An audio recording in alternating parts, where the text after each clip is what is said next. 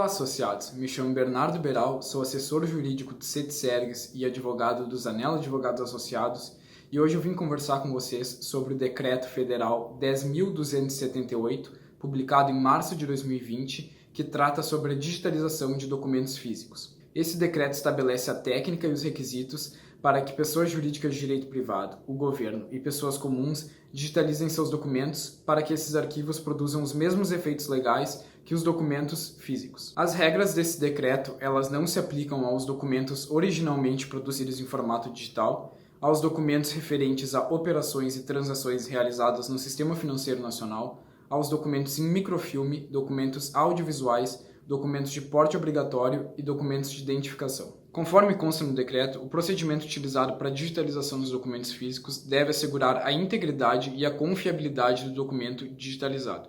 Ou seja, esse documento ele precisa ser idêntico ao documento físico e também deve estar assinado eletronicamente por um certificado ICP Brasil. Além disso, deve estar assegurada a rastreabilidade e a auditabilidade do documento digitalizado. Isso quer dizer que o sistema que procedeu à digitalização do documento físico, ele deve fornecer informações como quem efetuou essa digitalização, onde essa digitalização foi efetuada, em que data ela foi realizada e qual o equipamento utilizado para efetuar essa digitalização. Ademais, o procedimento de digitalização ele deve assegurar a qualidade da imagem, do uso e da legibilidade do documento, bem como a sua confidencialidade quando for necessário. Ou seja, se o documento ele for sigiloso, só quem tiver autorização para acessá-lo poderá utilizar o arquivo. Deve ser assegurada a interoperabilidade entre sistemas informatizados, de modo que o documento digitalizado deve ser salvo em formato aberto, como por exemplo o PDF, para que esse arquivo ele possa ser aberto em qualquer outro sistema sem nenhuma restrição ou problema. Além desses requisitos, se a digitalização envolver entidades públicas, devem ser observados os requisitos mínimos previstos nos anexos 1 e 2 do Decreto Federal. Em relação à digitalização de documento firmado entre particulares, qualquer meio de comprovação da autoria e da integridade do documento será aceita, desde que seja escolhido em comum acordo por ambas as partes que firmaram o documento ou seja aceito pela pessoa a quem será oposto esse documento digitalizado. Ou seja, na digitalização de documentos firmados entre particulares, não é necessário que seja utilizado um certificado digital no modelo ICP Brasil, sendo que outros certificados podem ser utilizados desde que escolhidos pelas partes. Contudo, caso as partes não entrem em um consenso sobre a digitalização do documento físico,